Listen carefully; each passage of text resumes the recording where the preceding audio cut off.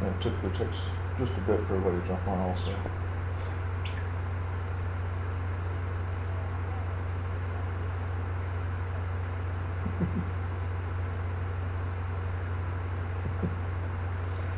Oh, I still do the same thing. It's like, please work.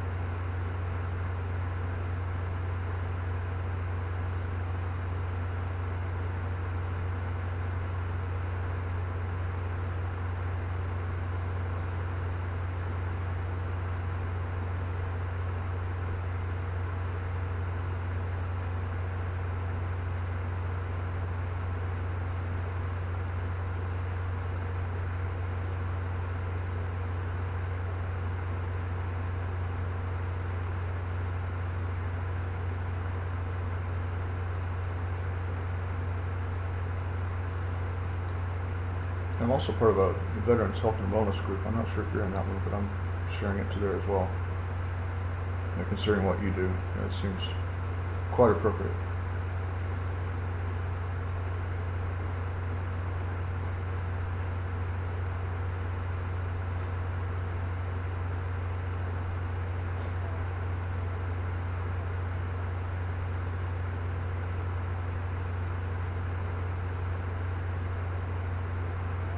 Mm-hmm.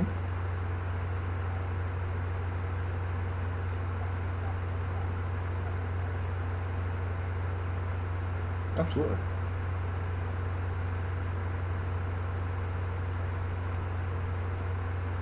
Yeah, especially if you're not going through, a given situation, then, you're not aware of, the stresses and the pressure that,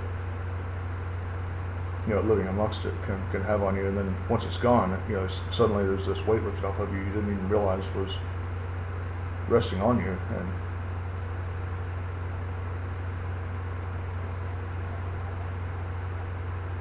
uh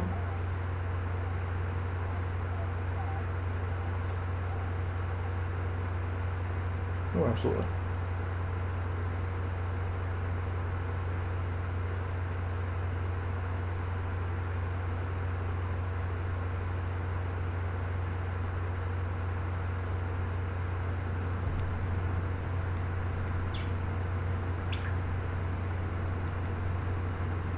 Wow, we've already got 8 people and we haven't even started. Outstanding.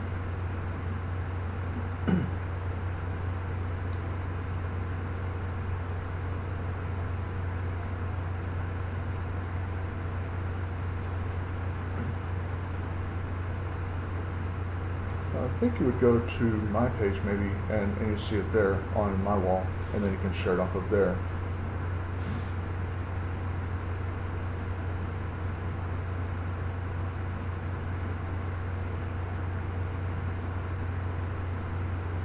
Okay, well, let's go ahead and get this thing fired off before we lose too many people that are jumping in here and get this rolling the show.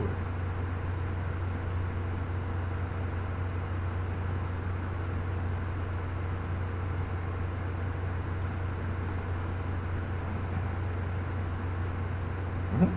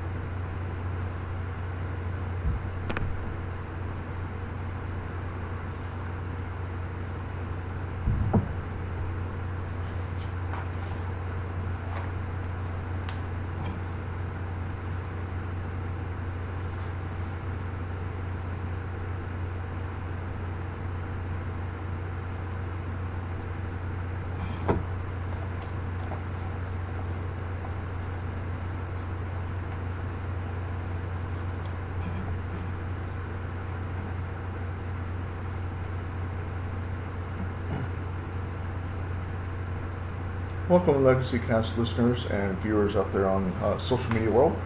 I'd like to welcome you to this special edition of LegacyCast because I have a good friend of mine, Tammy Moses, with me, and she's the founder of and chief engagement officer of the company Homes Are for Living.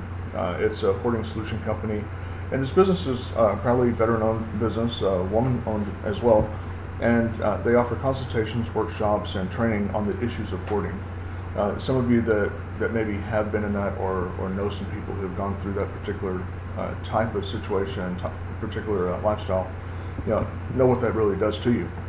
Tammy believes in empowering and inspiring others to take their adversity and use it for the benefit of others. And so she's the voice of adult kids for parents that hoard, and she's also a voice and advocate for youth living in the hoard. You can also connect with Tammy in several different ways, which we'll get those details further into the program. But without further ado, I'd like to welcome Tammy into the program today. Welcome, Tammy. It's a pleasure and an honor to have you on here. We've known each other for some years now, being both part of some of the same veteran groups, joining into some of those like 3 some odd years ago. And so we've kind of seen each other and have been watching what each other are doing, and certainly being able to kind of glean some knowledge from each other in the process. So I'm really happy to be able to finally after all this time, and our 2 years here with having LegacyCast going is finally getting you on the program. You're very busy, and we're north of 100 guests here so far, and so I'm glad that you're getting in on the revamped and more spoofed up, if you will, version that people can see all around the world. So this isn't just like I'm here in North Texas, and people here get to see it. People get to see where you're at, but in this case, people literally worldwide get to see it, and so it's able to bless people, literally all around the globe. And so I'm glad that you're able to be part of it with a lot more exposure blasting going on.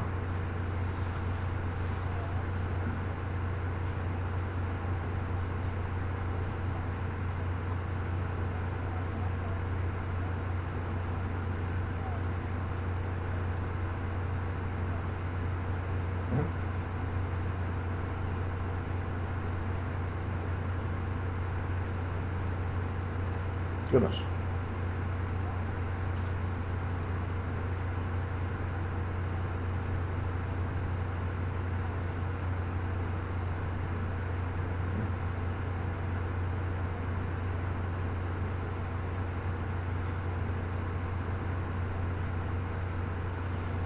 Is that possibly because of just, I guess, our society and then some of the other first world countries being a lot more I guess object-oriented, things-oriented societies, to where we collect things that make us happy, and then ultimately you're buried by them.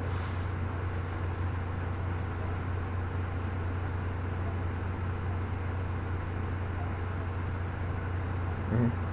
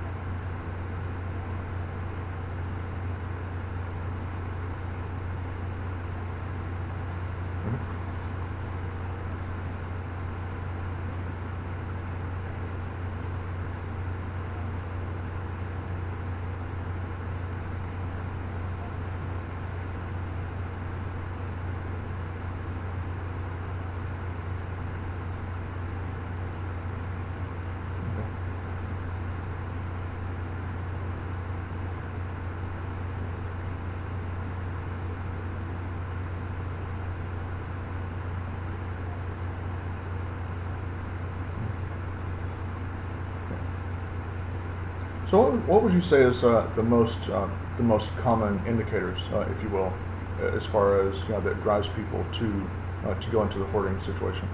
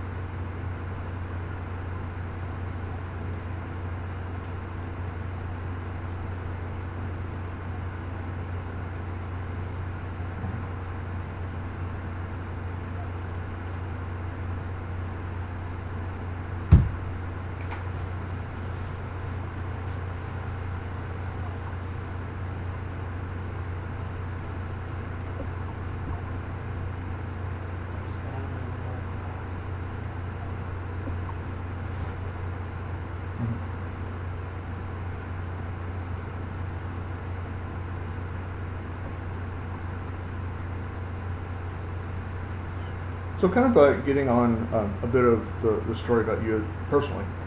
When you were transitioning from the military, what did that look like for you? I mean, we all have our stories as far as what our complications were, and what that was like, what it looked like for each of us.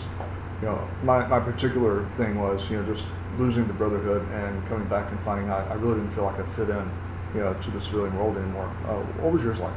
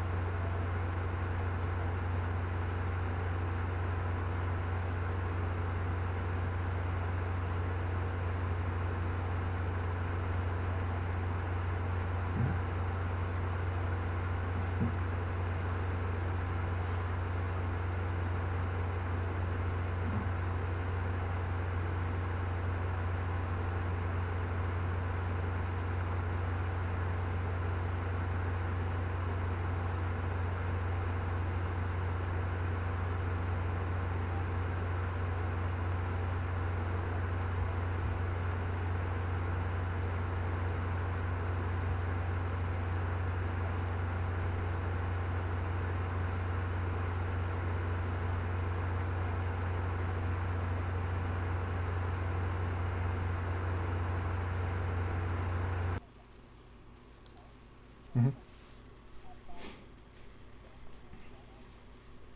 Right.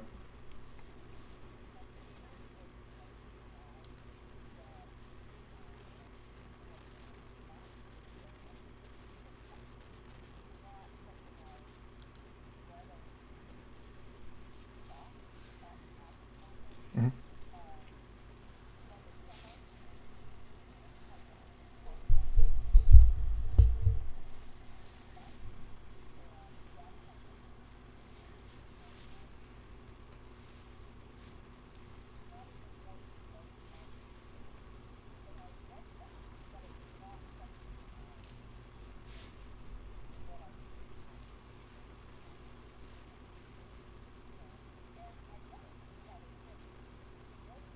Mm-hmm.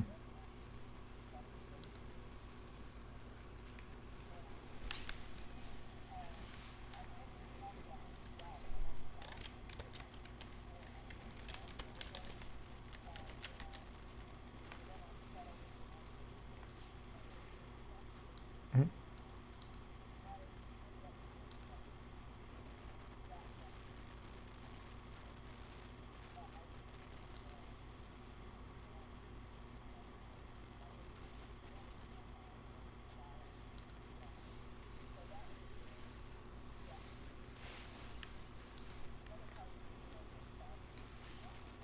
Right.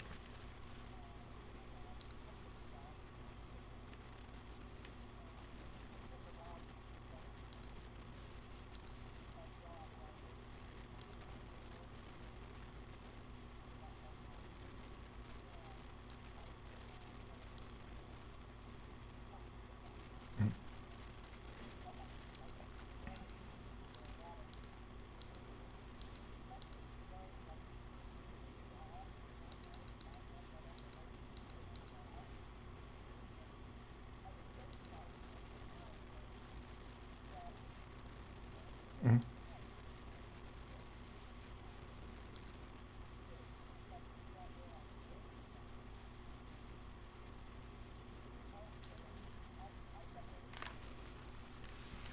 Okay.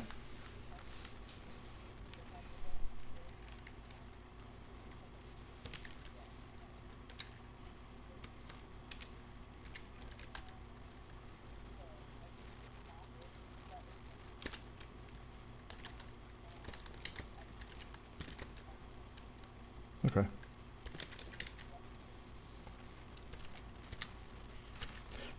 Now, you also have just recently started a podcast. You mind kind of talking about that and what you're doing to change society for the better through that podcast?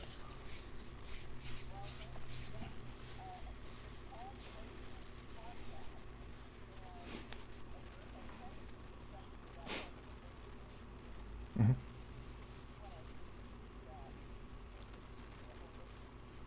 Hmm. Okay.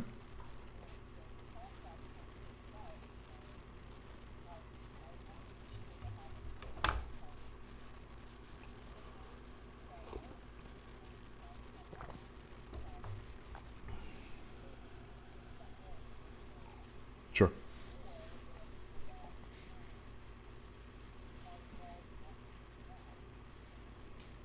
Hmm.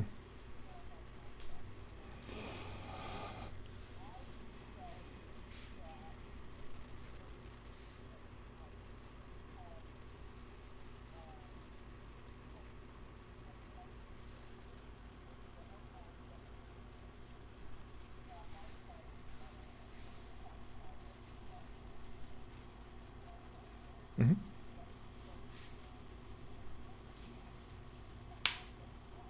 Right. Hmm.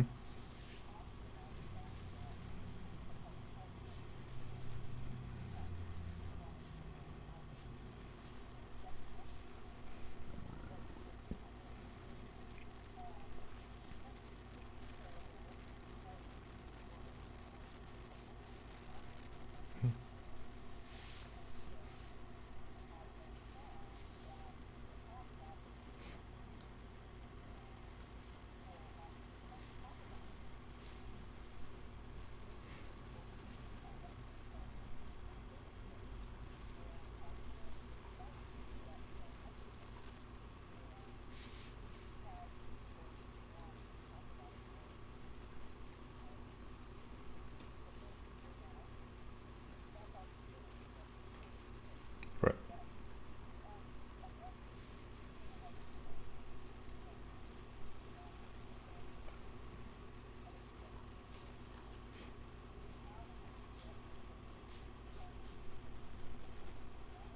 Hmm.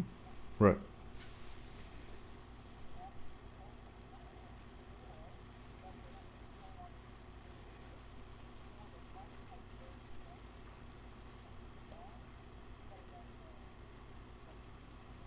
Right.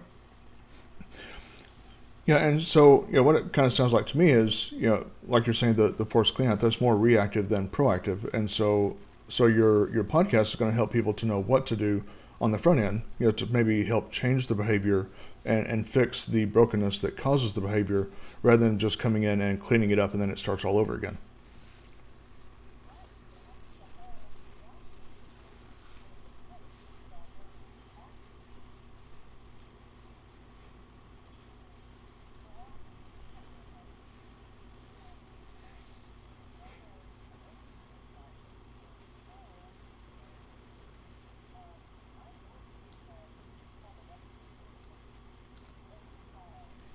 Hmm.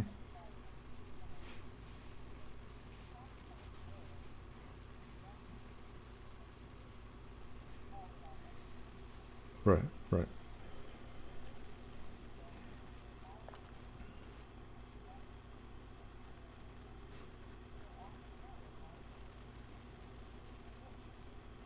Hmm.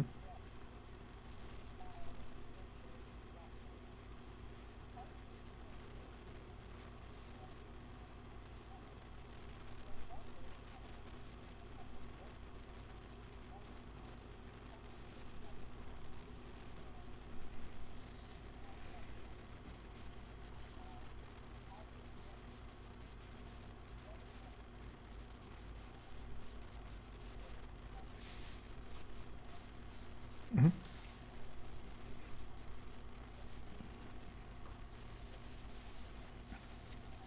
Hmm.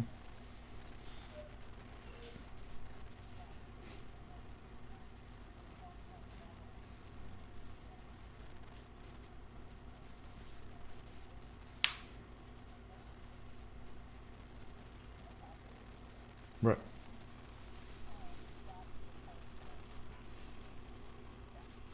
Sure. Hmm.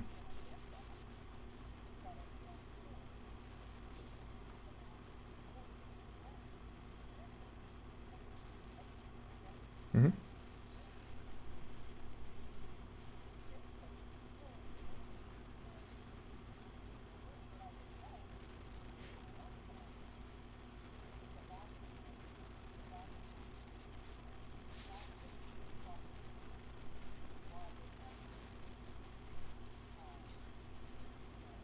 Hmm. Sure. Sure. Yeah, and I would think that that connection that you're talking about, the memory or the association, the reason why they had those things would cause them to dig their heels in if it's just forced upon them rather than they be part of the solution.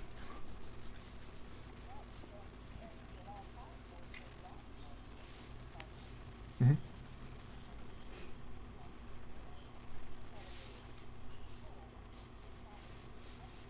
Right.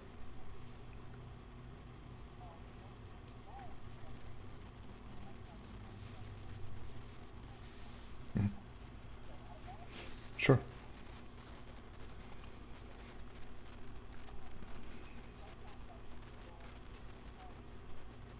Hmm.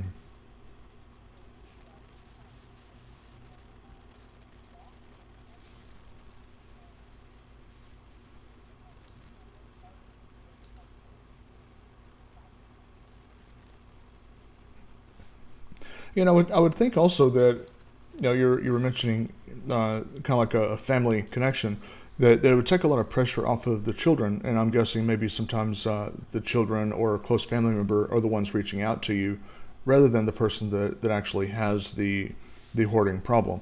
That maybe a family member is reaching out to you, and it takes a lot of pressure off of them for you to be able to step in, be the intermediary, rather than they be the bad guy. You're able to take on that mantle, and you can move on with it because it's not as personal to you. Whereas, if the children are trying to do it, like you mentioned, the parents going to refuse and they're going to put their foot down, and it's like, why are you telling me what to do? I'm your parent. I gave birth to you, or we brought you into the world. We'll take you out, so to speak. And so, they don't want to be told by their family what to do in their life.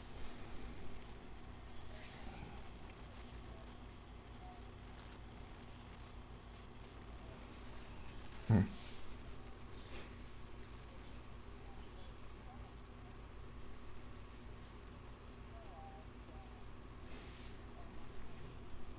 Mm-hmm.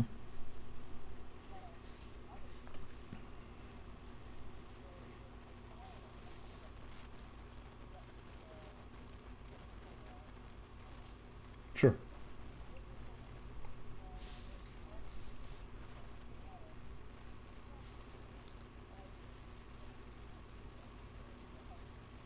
Mm-hmm.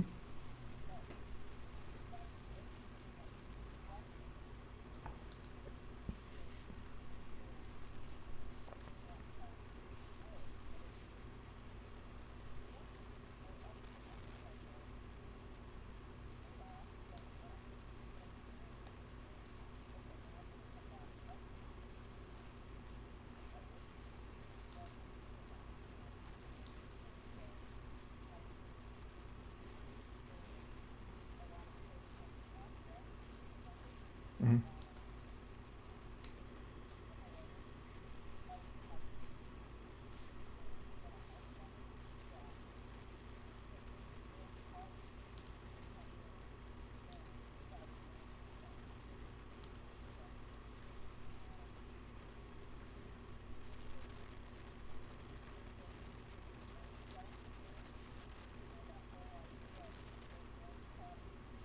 Mm-hmm. Right.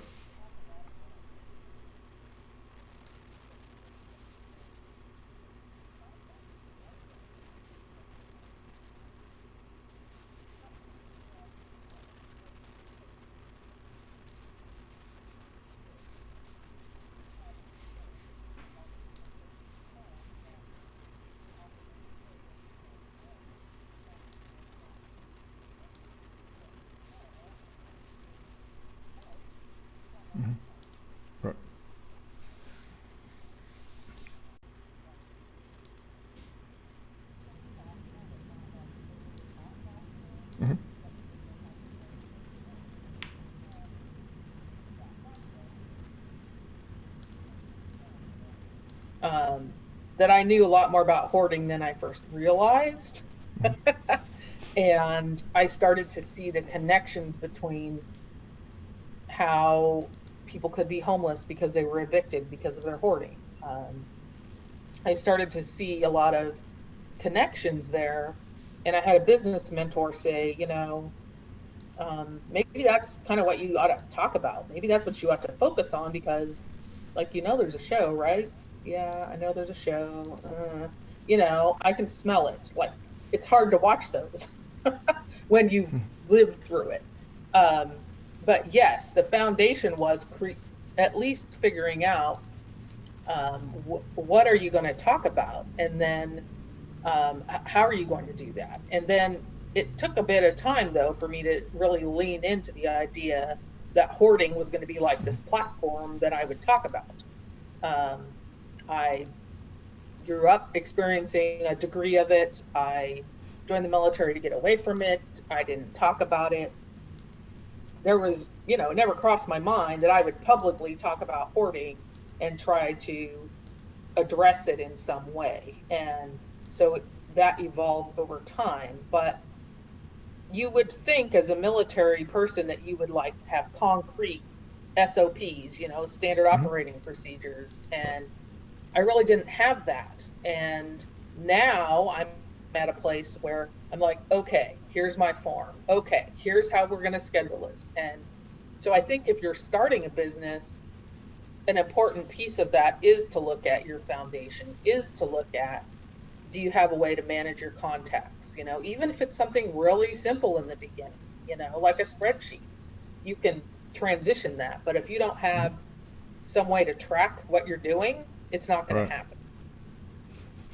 Yeah, and that's very true. I've run into a lot of people, especially when they're first starting out their business, and they'll mention things like, "Well, I really don't need that right now because I'm just getting started," and it irks me, quite frankly, because it's like trying to go on a trip and you don't have your roadmap of how to get there. So how are you going to know that you're going to the right place? How do you know that you've achieved those certain mile markers and that you're even on the right road to where you want to end up? And so, if nothing else, it just gives you sort of an advance notice, so to speak, of what to expect in the business because you've already planned out that process. And so you kind of had that figured out, and then in turn, if you need to course correct, then you can certainly do that because you have sort of an outline of where you're headed. Right. And knowing, like, like you're saying, how do you know, like, and then if you don't know where you're going, how do you know when you get there? How do you Right. know what to celebrate on the way if you don't have certain milestones you're trying to get to? How do you figure out the next step if you don't have something outlined? And it's been a challenge to kind of bring all the things back in. But the other thing I see, especially as new people starting businesses, there's all Mm-hmm. this thing like you need a website, you need this, and you need that. I'm like, actually, you probably need a few people that are paying attention to what you're doing. Right. You need to have conversations, and you need to be putting out some valuable information, and that it would be the starting point. And honestly, there's a lot of different free little tools that you can use in the beginning that Mm-hmm. aren't expensive. I wouldn't recommend running out immediately and getting a website, like an expensive one. Maybe you have a Sure. blog somewhere, but the other part is getting email addresses. A lot of people really suggest that you create that list because you're more in charge of it that way versus Mm-hmm. someone else's platform. So Sure. it's kind of a multifaceted thing. You probably want to start, um, you know, creating your email list earlier on and organizing it, which, you know, considering the work I've done, you'd think I would have done that better, but it's kind of the same rule. Someone's a contractor in some element, their own home is the one thing that never gets touched. And Mm-hmm. so that's kind of how it was for me. Like I was doing everybody else's stuff, but behind the scenes, like who was doing my stuff? My cat and dog weren't doing it while I was out on the job site. So um, a lot of solopreneurs struggle, I think, because we don't know who to delegate to. We don't have our systems right. And so I think there's important things like mindset that you can achieve it is like probably the most important thing, but it's not the only thing Right. that is important at that point. Yeah, and I do appreciate that you mentioned the mindset because so much in business is a mindset. We think that it should be a certain way based on what somebody else said, and then that really isn't our situation. And so often, we end up maybe beating ourselves up because we feel like that we're not succeeding or we're not keeping up to the benchmarks of somebody else. But that's their business. This isn't your business, and each endeavor, if you will, is very unique to itself, I think.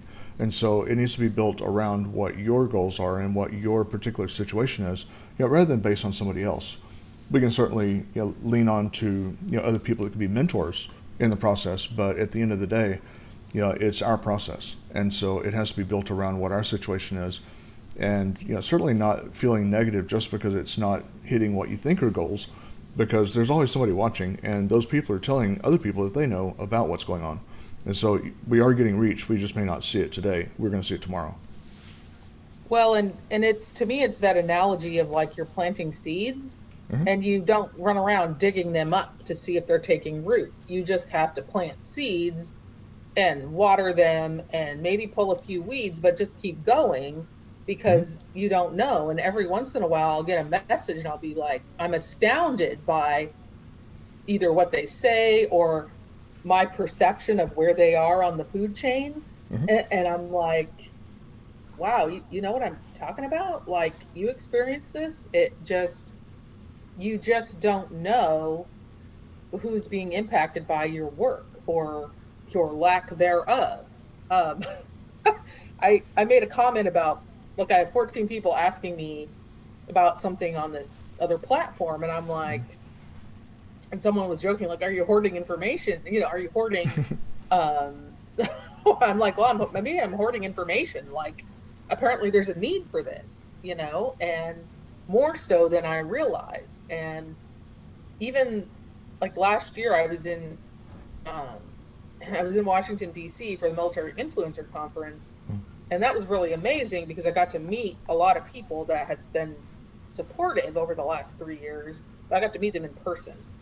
Right. But when we talk about finding our tribe and our camaraderie, that happened for me. Starting a Hmm. business, embracing the fact that yes, I'm a veteran business owner.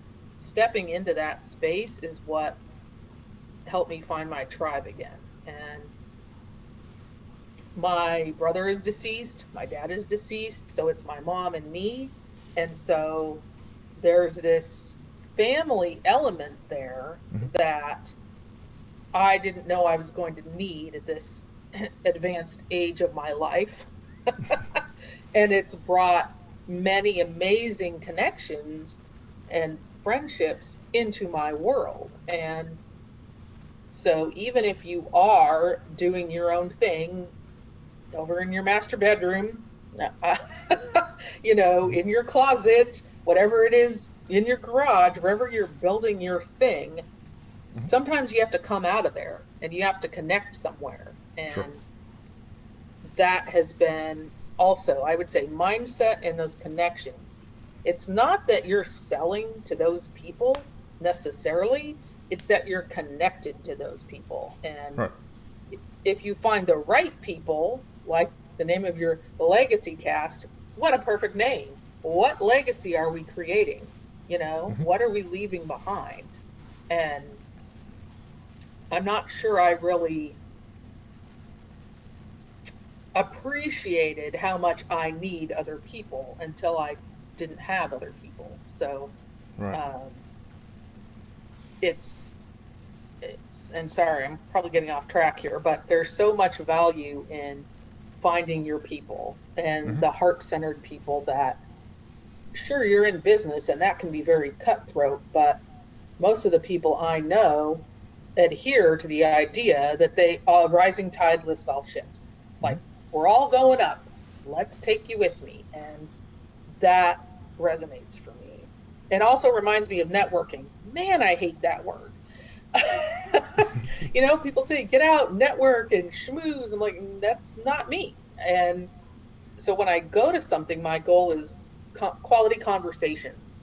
And if I go and I don't know anyone at all, my goal is three. Like I'm going to have three good contacts, conversations today that matter.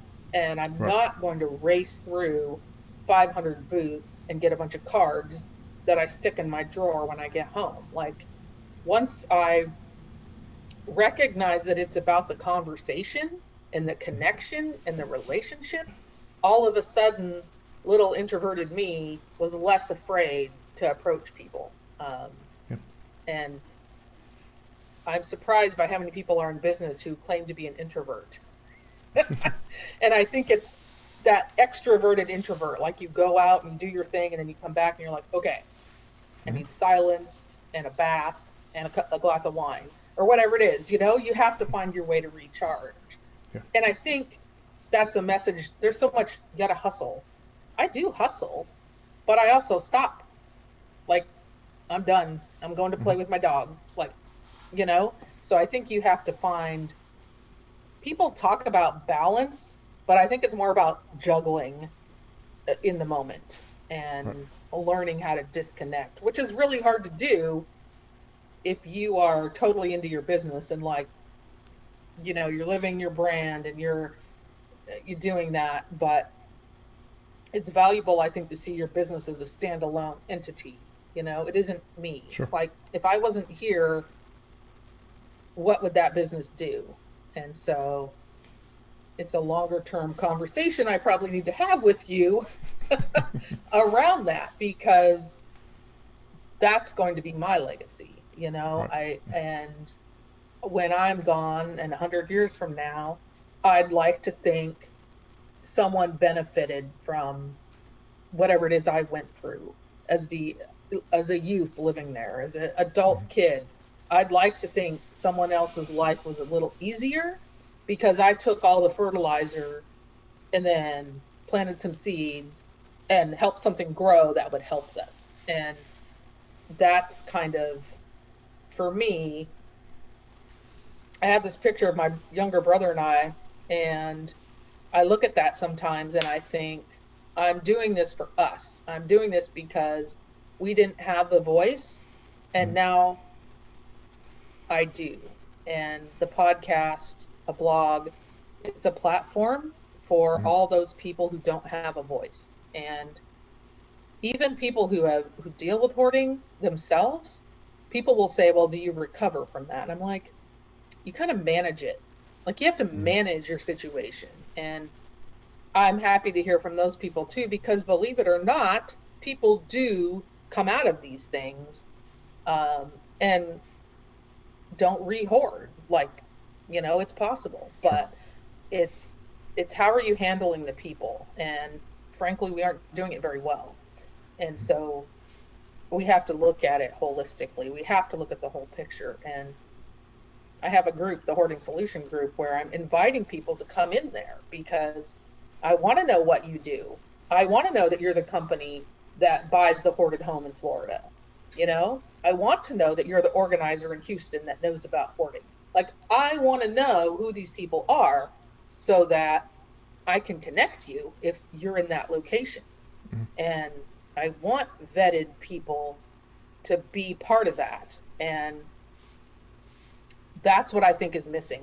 We need a space where we all come together to address it. And that's kind of how this has evolved. If you knew me in the beginning, you would know that I barely would get on a little stage. And now I'm like, where's the mic? Like, let's talk about it. And it's really amazing to me how many places I go, everywhere I go, has nothing whatsoever to do with the hoarding situation whatsoever. 2 sentences. I say what I'm talking about, and someone's telling me their story. So it's much more rampant, I think, than we want to believe. And I can empathize with people who are struggling with it. And I think the most important thing we can have as people is to know we're not alone. Sure. And so that's where I sit. And I felt very alone and isolated. I still do sometimes because not everyone is dealing with the parent that hoards, but I am. And I know, like, I chose relationship over stuff. And at some point, that won't be enough. You know, Mm-hmm. at some point, there will have to be more resolution, but you hesitate to take the step because you know it will probably alter the relationship forever. And Mm-hmm. you can't win. Like, you cannot win sometimes when someone has trauma and mental health and they don't think they have a problem. Like, how do you win in that Right. situation? So with your business, kind of to help some of the new business owners, what would you say would maybe be some of the hurdles that you've encountered that you could warn them against? And maybe then the flip side of that coin is some of the tools or some of the strategies that helped you get over those hurdles. I think in the beginning, I was really looking for someone to tell me what to do. Mm-hmm. Like, I wanted to hire a coach who would say, do XYZ and you will get, this result. And what I ended up doing, and I'm not saying it's bad, but I don't know if it was the best first step, is hiring people that are coaches and they can help you. And Mm-hmm. I spent a lot of money on that. So the mindset piece needed to happen, but I think I could have accomplished similar things with books and um, just being connected with those people versus buying their expensive program at that point. Um, I think it really helps to get hooked in with some kind of mentoring. And I know there are organizations that provide that. Um, Personally, I didn't have a lot of success with them. And I think it was partially because I didn't know what I was going to do. And so it was hard for me to articulate that to someone who was like, where's your 25-page business plan? I don't know. I have two sentences. And so I think I needed um, some of that mentoring. And I guess I'm torn between, yes, I did spend some money on a mentor that helped me get where I moving in the right direction. And I think that was valuable, but I'm not sure some of the mindset hiring I did was necessary at the price point I paid. Um, as far as tools go, I mean, there's a book called Happy Pockets Full of Money, I think. And it is a little woo woo, but if you've ever Mm-hmm. struggled with thinking money is like this terrible thing, like, it's a good book to shift that mindset into money is all around me. Like, I need it to live. Um, there's another book called Scale with Speed, Mm-hmm. and it talks about a one-page blueprint, like a attack and conquer plan.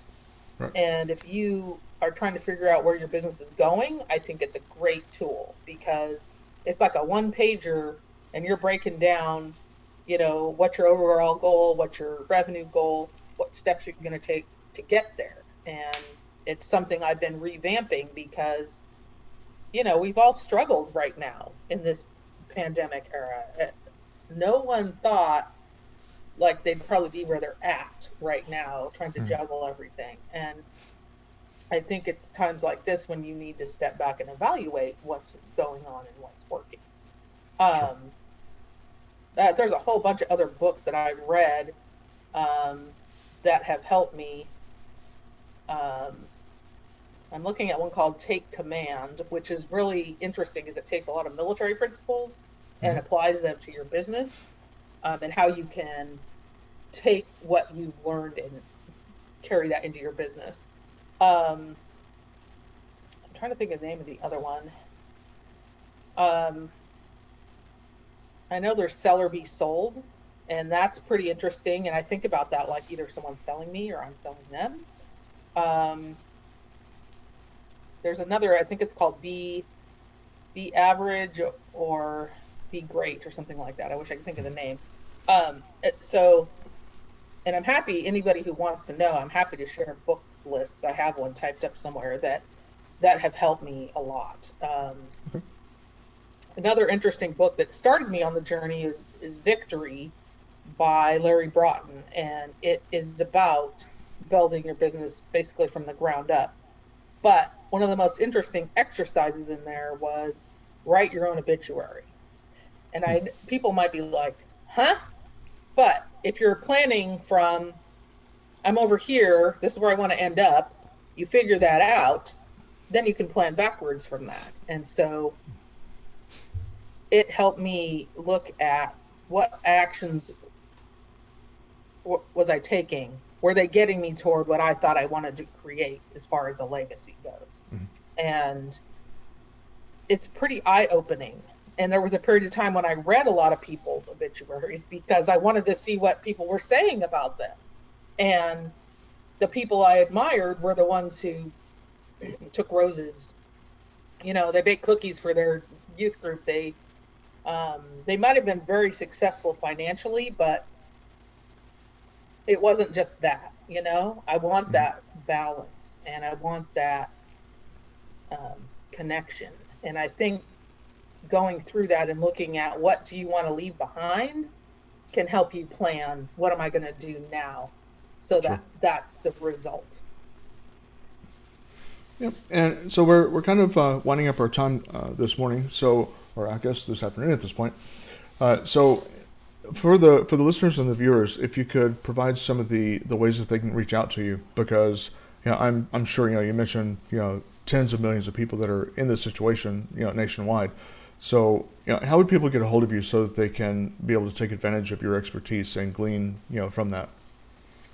Well, my email is homesareforliving@gmail.com. It's all spelled out. On Instagram, we are at The Hoarding Solution. I am on Facebook, and I have the Hoarding Solution group and the Hoarding Solution consulting agency page. Mm-hmm. People can reach out to me directly on Facebook, on Messenger. I'm happy to connect. I'm happy to share what I know. I'm happy to do a virtual consultation. And sometimes you need that space to vent. Right. And then we can say, okay, what's the goal you're going toward? And then I can connect you if I know people in those areas, or at least give you a plan that says, hey, here's what we talked about. Here's some next steps for you. And that can reduce overwhelm greatly. But sure. And the podcast is the Hoarding Solution Podcast on Anchor FM. So that's a good way. Also, I find if you don't know what to say to someone, you could just say, hey, I listened to this podcast today. And it's very benign. Right. And it's just, don't be afraid to reach out, because I get it. I've walked through it. I've been in the houses. I know the emotional unrest that comes with it, and just don't go it by yourself. You don't have to. And that's probably one of the most important pieces, of what's been shared today is, what you just said, to not go it alone. You're not alone. There are people that can surround you, and there are resources out there, such as yourself, your podcast, the organization that you're running. And so, there's always tools. And so just to not be burdened by, feeling like you're, the boat in the middle of the ocean and you're all by yourself, because there are things you can reach out to. So, I appreciate you being on the program today, Tammy, and I certainly look forward to watching your your operation continue to grow and continue to help people that are out there, and to be able to truly bless lives that are in the world, because people do need some blessings right now, and especially with this lockdown and the pandemic, so to speak, depending on where you're at, this is something that can really impact depression, and we as veterans, we know all about the depression and 22 a day. So being able to make sure that these situations and these times don't put you into an even worse position. And so certainly again, thank you for being on the program, and giving the viewers and the listeners an opportunity and a platform that they can reach out to and be able to get past the struggle that they're in. Well, thank you. And I appreciate you having me on and letting me share, because isolation is like one of the worst things that we Mm-hmm. can experience, I think. And Yep. for a lot of us, this has been hard, because I don't mind working from home, but doggone it, when I want to go somewhere, it's Mm-hmm. annoying if I can't. Right. And so I mean, even for me, last week was kind of a rough week, but it was also a good week. So there's always this mixed blessing. Mm-hmm. And I think that's part of the human experience, is figuring out where's the blessing in here. So Right. thank you for having me. I really appreciate it. It's been a pleasure and an honor, and I'll just close out the program today and just let all of you guys know, stay frosty, my friends. Indeed.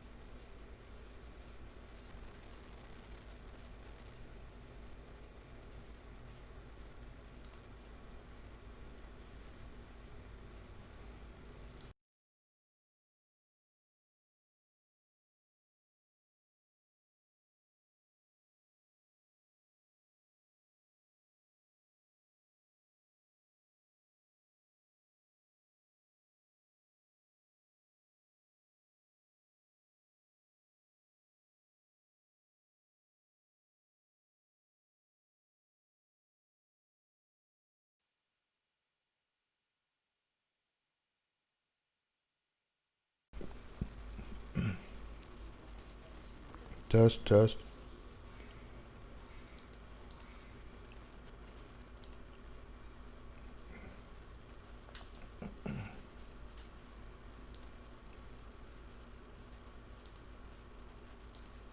Test, test, test, test, test.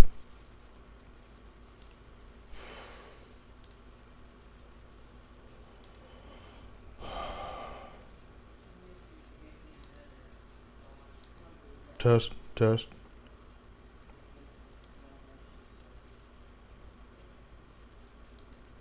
Test, test, test.